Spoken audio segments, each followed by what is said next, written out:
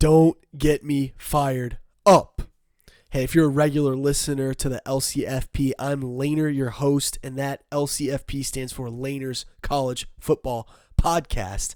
And one of the segments that we like to do is Don't Get Me Fired Up. This isn't an every week thing. This isn't an every episode thing, but this is a special one for you watching on YouTube as well. And I want to say thank you so much for coming to this channel. Please help us out by liking this video, sharing it with somebody, and subscribing or disliking. Whatever you want to do, all of that helps us. We're trying to grow this thing and provide good college football content for you. But today's special segment of Don't Get Me Fired Up has to do with the Florida State Seminoles. Florida State quit. There's no other way to put it. Like, dudes, you lose by 60 points in a bowl game, not just any bowl game, the Orange Bowl, the premier New Year's Six bowl game that's in your home state.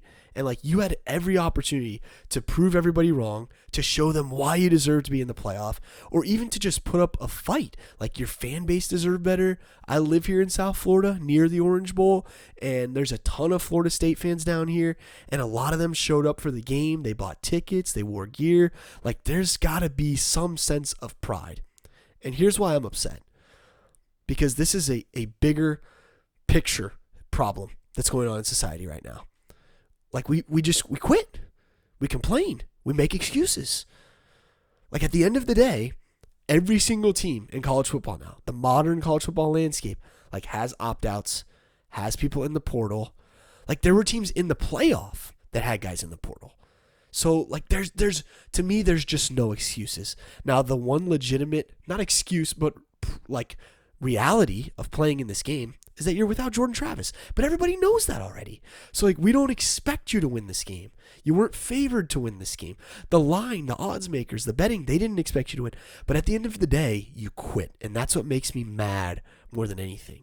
Like, you had every single opportunity to show up, to play this game hard, to give it your all, and to hang your hat on that.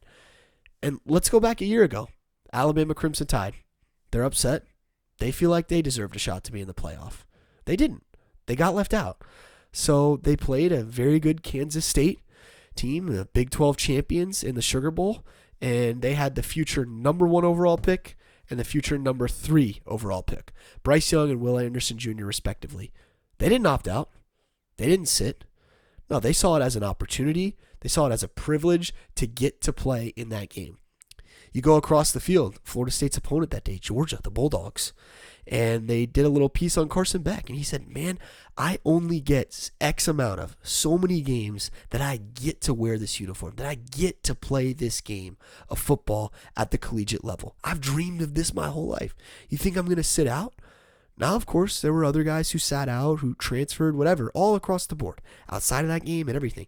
And I'm not faulting people for sitting out. I'm just saying that there are two different types of cultures in college football that exist right now. Go over to Oregon. Check out Dan Lanning. Bo Nix. At first, he wasn't going to play, but then guess what? He did end up suiting up and playing. And at the end of the day, the coaching staff sets the tone for the culture of the program.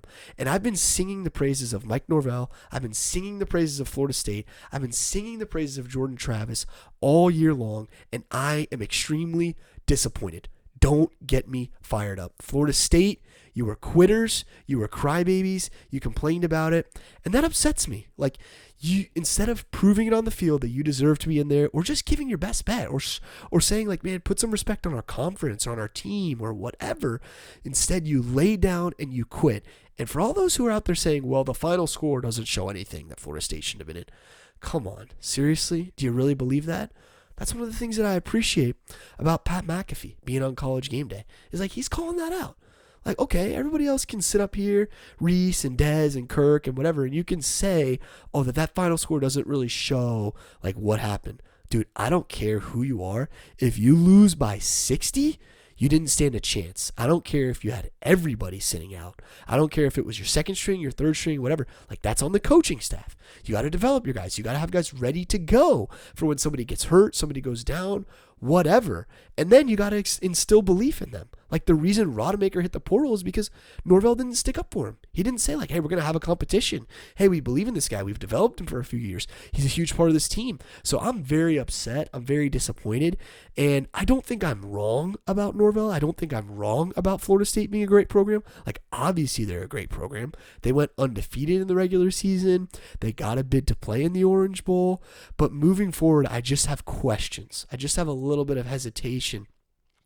Now, if you watch one of our more recent videos, you know that with these new 12-team playoff formats, Florida State staying in the ACC, and I know that there's some legal things going on, and they're considering, trying to get out of their obligations and contracts to potentially move to what everyone would presume would be the Big Ten or the SEC.